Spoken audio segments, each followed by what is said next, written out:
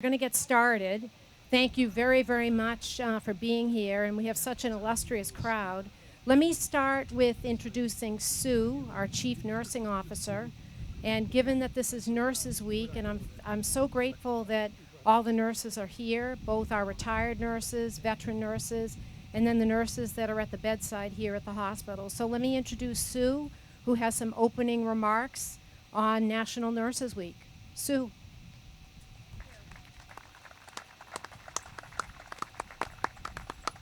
Thank you so much, everybody. Can you hear me okay?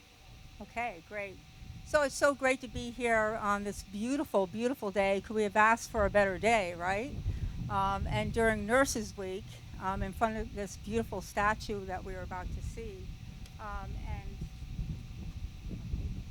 so I just really want to take this opportunity to say a very happy Nurses Week to all of our staff who work so hard. And we just finished up some wonderful professional practice awards and lunches for our nurses. And the stories that I heard about what our nurses do every day is just phenomenal. And I know you all know that.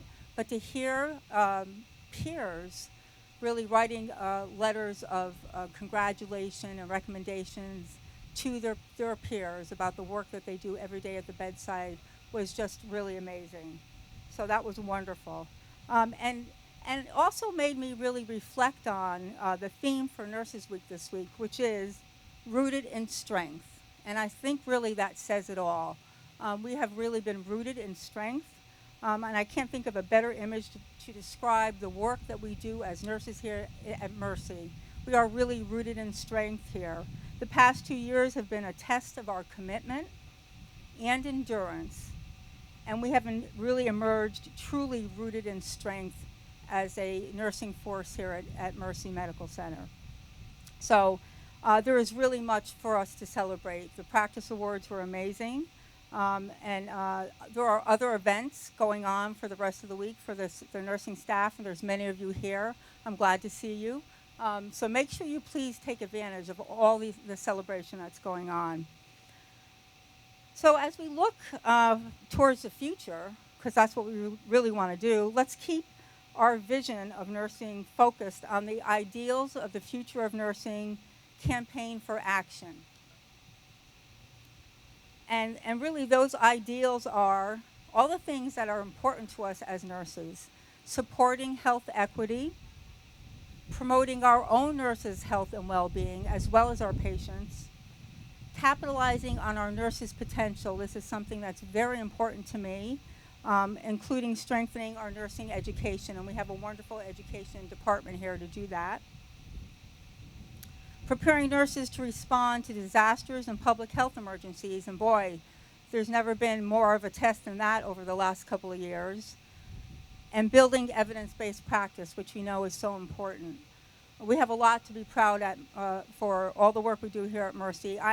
This year is my 30th year in nursing. Wow. And as I look back, thank you very much. In 1992, when I graduated from nursing school, if you could have fast-forwarded me to this year and told me what would happen over those 30 years, I would have made the same decision I did when I graduated from nursing school: go sit for my boards, wait for my results, and get to work. So thank you so much for being here. I'd like now to introduce a very wonderful member of our staff, Amanda Mateus.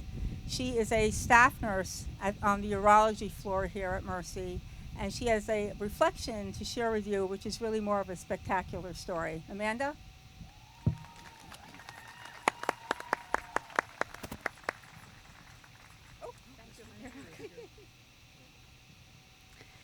Hi, my name is Amanda, and I'm a nurse on Mercy on the urology floor. I actually started in 2018 as a PCT and transitioned into nursing in 2020. If you really want to be technical, I was born here right over there, so I've actually been here since 1997. To say the least, Mercy has given me my start. Looking back, there are a lot of aha moments that have impacted my life story. When I was younger, I loved going to the nurse's office, and I would make up any excuse to leave the class and visit the nurse. It got to a point that my brother would come home crying to my mom, "Make Amanda stop, it's embarrassing." I didn't know it at the time, but that planted the seed that led me to become a nurse. Growing up, I played soccer. I started as a forward, but then I quickly realized I'm not a runner.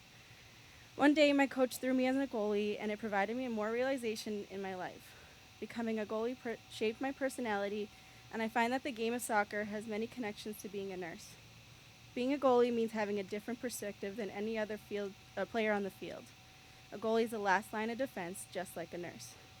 You watch as the play develops, can communicate with your teammates, and the last person standing between the other team's offense and the goal. In nursing, we have a different perspective than any other medical professional. We are hands-on with our patients for hours at a time, so we get to watch as the quote-unquote play develop, meaning that we see small details as our patients could signal to a larger problem. This is then when we communicate with the rest of the team, including our PCTs, PAs, NPs, doctors, and any other person we feel necessary for the best interest of our patient. Our position as nurses allow us to connect with our patients to get to know who they are on a personal level, rather than a person in a bed. In my opinion, this is a crucial element because this deeper connection allows us to advocate for our patients when they feel like they may not have any voice. We become their last line of defense. Throughout nursing school, I struggled with classes. It was hard for me as a hands-on learner to grasp what the professors were saying and then retain it. It wasn't until I started at Mercy as a PCT when everything started to click. I began working as a per diem employee, and I floated throughout the entire hospital. I made friends, and they all became important contributors to my education and growth. Whenever something would come up, the nurses would pull me in to help, and those experiences helped me make connections to what I was learning in the classroom. However, there's some things that can't be learned through a textbook. I empathized with patients and found the call to go above and beyond what was expected of me to help them feel more comfortable in uncomfortable situations. My transition into nursing was different when I started during a COVID surge. Because of the pandemic, my career unfortunately began with many heartbreaks and patients passing. I still remember my preceptor saying, "You have had more comfort measures only patients and deaths during your orientation than I have the last 3 years." For me, just starting my career, it was a tragic eye-opener for the challenges that lie ahead. Some of these challenges provoked me to continue taking the extra step beyond what was expected of me. I would use my phone to FaceTime families from patients' rooms so they could remain hopeful that they would beat COVID and return home. However, the hard FaceTime calls were when families would call their mothers, fathers, siblings, and sometimes children to say goodbye without holding their hand for one last time or hugging them with all the love that they possess. I've even gone as far as turning the patient's bed towards the window so the family could say goodbye from the hallway on the other side of the glass. COVID has taken so many patients, and so each one is memorable. At the beginning of the pandemic, before I was even a nurse, I was working as a PCT, and I would sit in patients' rooms while they were in their final moments so they wouldn't have to pass alone. This is what nursing is about. I believe nursing is a privilege because our patients trust us when they're going through excruciating pain and fighting for their lives, and they trust us with their secrets and their stories. No patient wants to be in the hospital facing these life-threatening situations, but I believe our part is to make the moments more bearable. Because of this, I'll go out of my way to find an extra pillow, sit them up in a recliner, or order that grilled cheese because that's all they have an appetite for. As someone who has had a family member hospitalized, I know that the nursing staff at Mercy goes above and beyond for our patients, and that makes me proud to call myself a Mercy nurse. Mercy has taught me many essential nursing skills that helped me go throughout my rest of career, but my patients have taught me great lessons of compassion and empathy. I am blessed and honored to stand beside people on their worst days and help ease their pain. Soccer used to be a big part of my life, but nursing is my passion. Being a goalie truly has prepared me for a different perspective on this profession that others might not see. I will always work hard to protect my patients, advocate for them, and communicate effectively on their behalf because that's what they deserve. It's an honor and privilege to care for a community here as a nurse in Mercy, and I truly appreciate this beautiful statue behind me representing what I feel is a rewarding profession. This Nurses Week, I am thankful for many things. First, I'm thankful for the field of nursing and all the amazing people that have been brought into my life. I'm also thankful for my family because their love and support. I wouldn't be a nurse that I have worked so hard to become. They have gone beyond, they have gone above and beyond to be my strong support system, and they have taught me unstoppable courage, and they remind me to strive for better every day and always.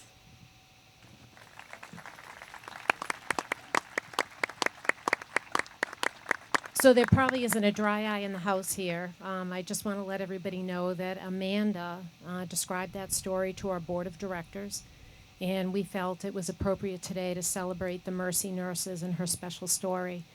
So on behalf of everybody, on behalf of the nursing profession, the board of directors, thank you for being you. You're a very special woman. Thank you very much.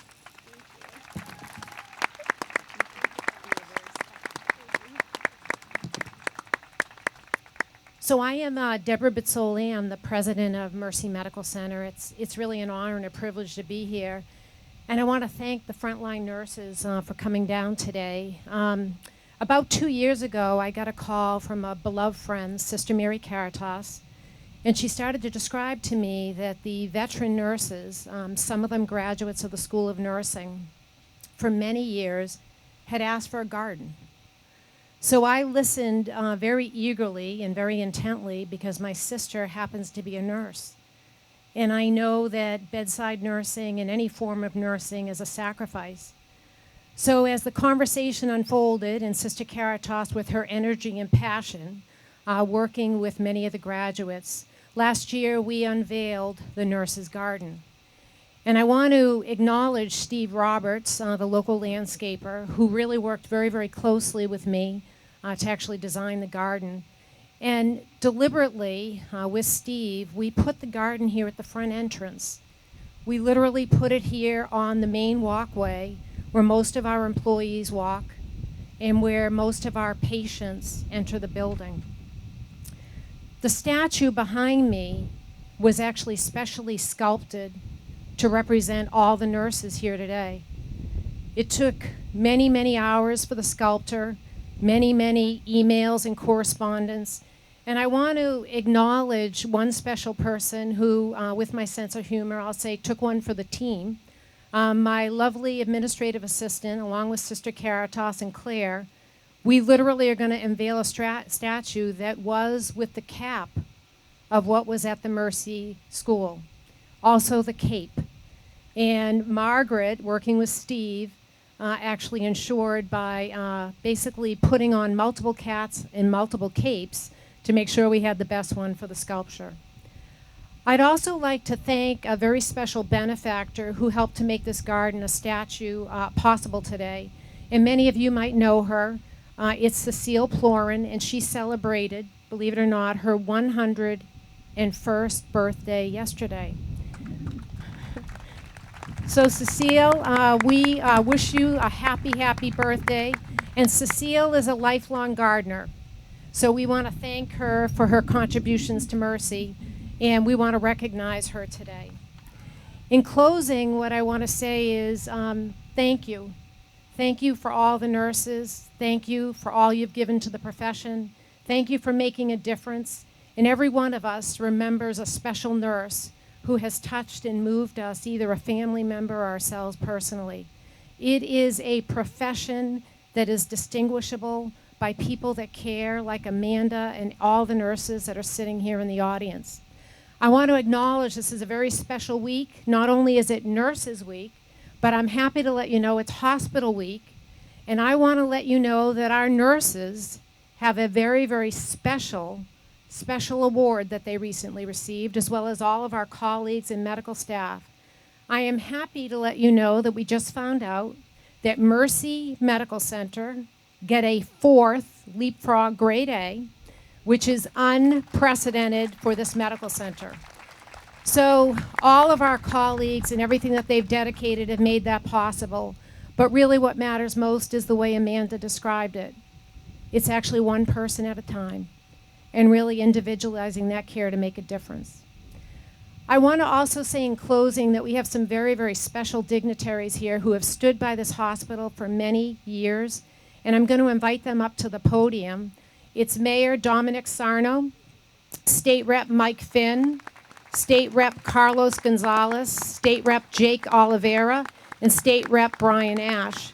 And I will ask someone who has really stood by this hospital for many years, the mayor, if he'd like to say a few words. Thank you very much. Thank you, Madam President. And to Reverend Clergy Father, where are you? Where'd he go? My mom loved you.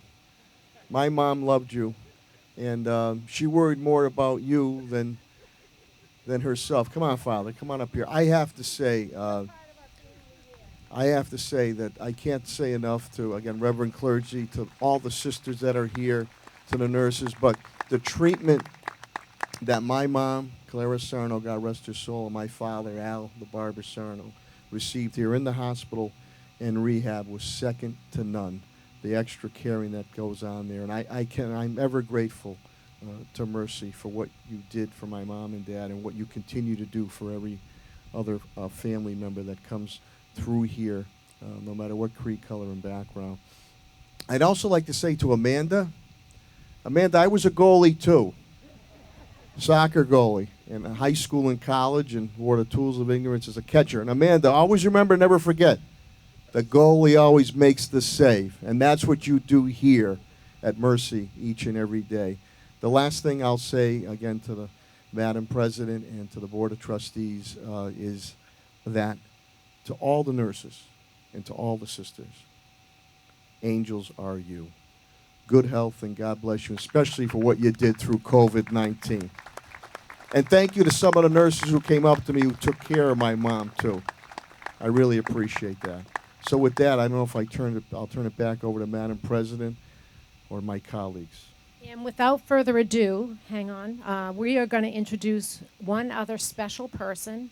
It is Sister Mary Caritas, who happens to be the oldest tenured nurse from the School of Nursing. Sister Mary Caritas! Youngest. She looks fabulous, doesn't she? 9 years young, and she can play a mean game of golf, too.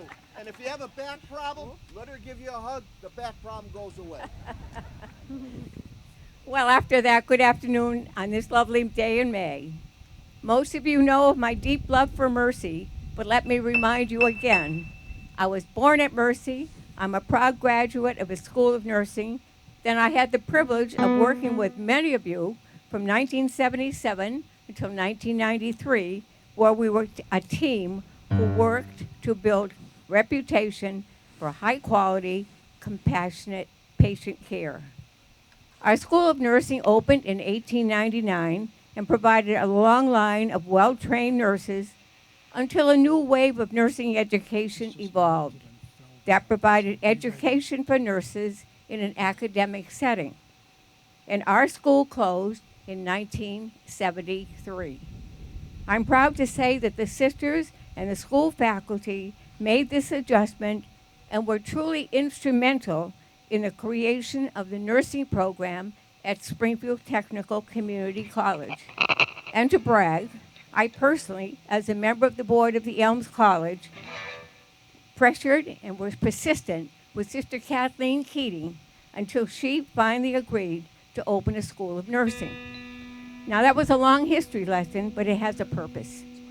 As we dedicate this statue today, we dedicate it, yes, to those of us who are alumni of our School of Nursing. But it is important to recognize and applaud all those who choose to serve and to provide the best possible care to our patients here at Mercy. So the cap, while it recognizes our cap as alumni of the School of Nursing, it also represents all those who are working here now and who will be working here in the future. It is the symbol that calls anyone who walks past or pauses to appreciate this garden that nurses are truly at the forefront of patient care. The patient satisfaction and quality of care is not possible without the nurse. So again, this garden and all it is and all in it is dedicated to all Mercy nurses. Before I close these brief remarks of dedication, I want to single out Debbie Bistoli, Mercy CEO. She was critical in bringing this project to completion. It's been a long time in coming, and without her leadership and willingness to commit the funds, we would not be here today. So let us rejoice and give thanks that she has fulfilled a dream that many of us had for a long, long time. Thank you, Debbie, from all of us and from a great dedicated nurses who continue our legacy. You're still on top of your game. So on behalf of all the nurses and on behalf of all the years of service Sister Caritas gave, her favorite flower is Daisy, by the way. So thank you very, very much. Okay. So I think Peter is going to do a special song before we do the unveiling. Okay.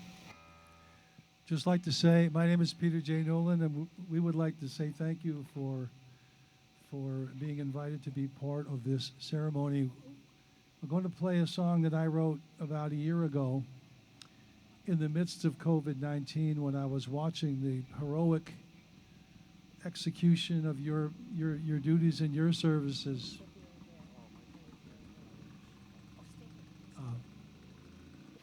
At a time when we thought that COVID was ending, and I was just marveling at the things that you did. I just could not believe the roles that you played, the service, the hours that you put in, the going without sleep, not seeing your families, and it was looking like COVID was ending. And now it's been another year, and I thought I just wanted to say, I mean, for me, every time I've been to the hospital, whether it be a car accident or elective surgery or an emergency, when the person in the scrubs shows up, I know I'm cool. You know what I mean? That's when you can relax. And for all of my life, you have been taking care of me. And I thought I would just like to take the opportunity to say thank you to you. And what a great theme for Nurses Week, rooted in strength. If ever we have seen that, we saw it from you. And so thank you very much. This is something called Lean on Me, I'll Stand By You.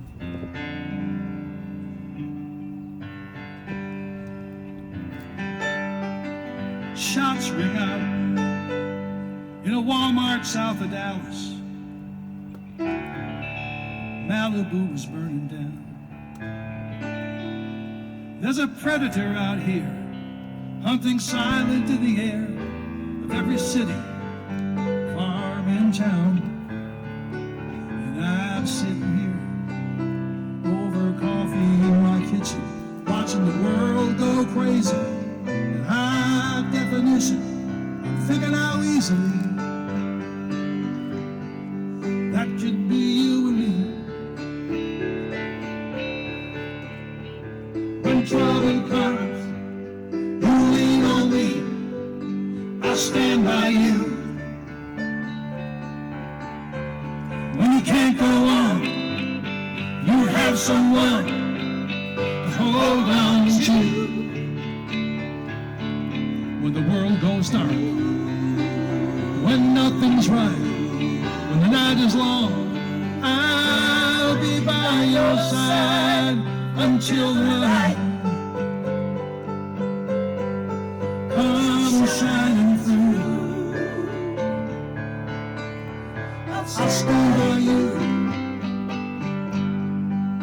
It amazes me the way you put your fear aside anytime somebody needs your help. You're the first one in, you're the last to leave. You're never thinking of yourself. You run toward the danger. You answer every call to hold someone who's hurting, to catch someone who's falling, and you take my fear away. When you reach out and say, when trouble comes, you lean on me, I'll stand by you. When you can't go on, you have someone to hold on to. my warmest time. When nothing's right, the night is long. I'll be by your side until the light comes shining through. I'll stand by you. We will survive these troubled times of uncertainty and doubt. We are strong when we stand together. Raise one voice and shout. When trouble comes, You lean on me. you lean on me. I'll stand by you. I'll stand by you. Oh yeah. When you can't go on, When you can't go on, you have someone you have someone to hold on to. hold on to. When the world is dark, when the night is long, when the night is long, I'll be by your side until the light comes shining through. I'll stand by you. Thank you. Peter and team, thank you. That was lovely. Thank you very, very much. Very appropriate for this special day. Thank you, Peter. Okay, I am now going to invite Bradley Harmon up, who's going to do a reflection. Thank you, Peter and the band. In 1896, the sisters showed up on this property that was owned by the Alice family. Right over across, on the other side of that rehab building, in the Alice Mansion, they started a 30-bed hospital, and they began their ministry working side by side with nurses here in town. Their first patients were soldiers from the Spanish flu. Not the Spanish flu, I'm sorry, were soldiers from the Spanish-American War. It would be 15 years later that they would also, in the newly created building, treat patients from the Spanish flu epidemic. Forward 100 years, and you suddenly have the pandemic here. 2 years ago, it began. I'd like you to everyone just in this group, turn around and look at our nurses in the back row, if you could do that for me, please. Nurses, I want you to look at each other. Turn around and start looking at each other. You have forged for these last 2 years a sisterhood and a brotherhood that nobody can ever take away, because you are still here. You showed up and you served the most vulnerable, and we can never truly repay you for that. So thank you as we begin this reflection.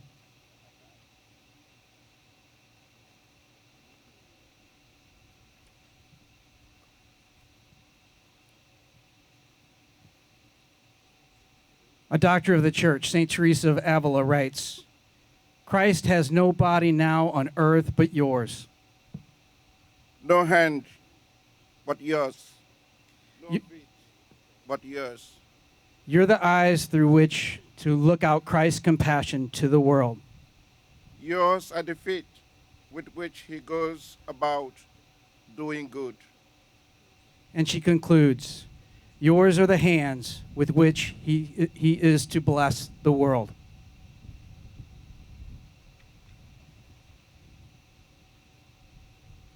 So in this conviction, we ask all who are able to please extend their hands toward the blessing of this statue.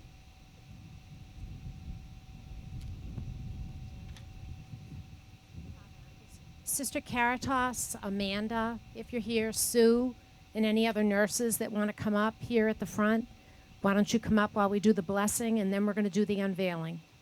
Please feel free to come up. This actually is for all of you in the back, and thank you. Very special day, and I want you to remember the blessing because it's crafted specifically for all you've done. And also the veteran nurses, anybody who wants to come up. Okay. Please, Father.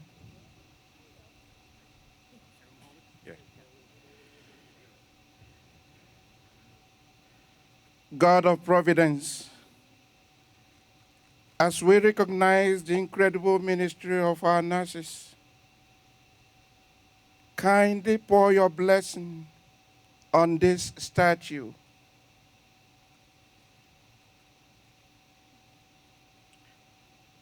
May it be a source of comfort and renewal as our nurses pass before and after their shifts. Bless this very ground in which this statue stands. May this place continue to be a place and source of healing, care for the poor, comfort for the afflicted.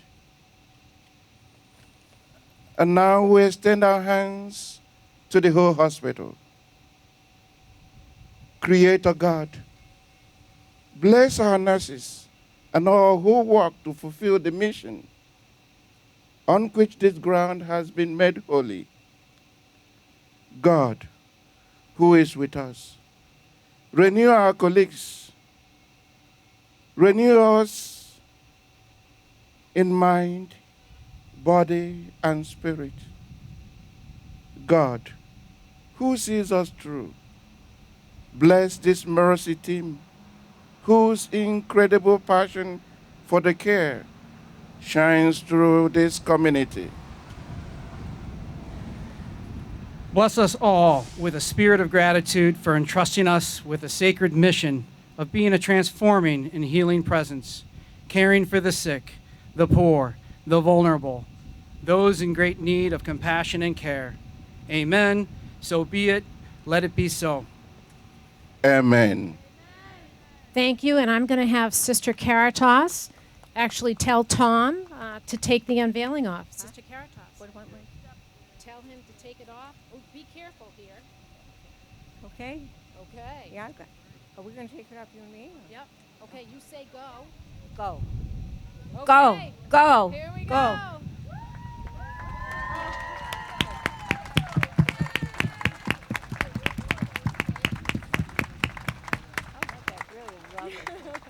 Isn't that wonderful?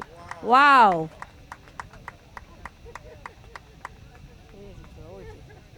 Okay.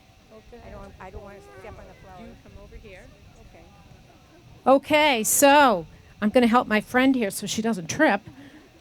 So this is the statue, actual cape and actual hat. And I want to again thank Steve for bearing with us. And in closing, we do have a few final words from Michelle, our chairman of the board.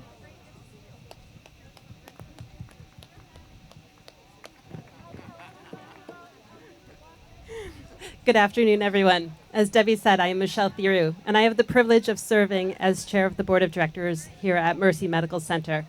I'd like to take this opportunity to thank all of you who participated in this afternoon's program and this lovely dedication, and for all of you who attended today, including these special members of our delegation and Mr. Mayor representing the city of Springfield. May this statue and the garden that serves as its home provide reflection, remembrance, and recollection for what it means to be a nurse, yesterday, today, and tomorrow. May this statue provide an ever-constant presence for the mission of Mercy and the amazing care that our patients receive, clearly evident in our 4th Leapfrog Grade A. As we conclude our ceremony, I ask that you take the words of Sister Caritas, the melody and message of Peter, and the prayerful blessings from Bradley and Father Donatus, and we be thankful for the tremendous work you do every day. Thank you, and enjoy this amazing day. Be well.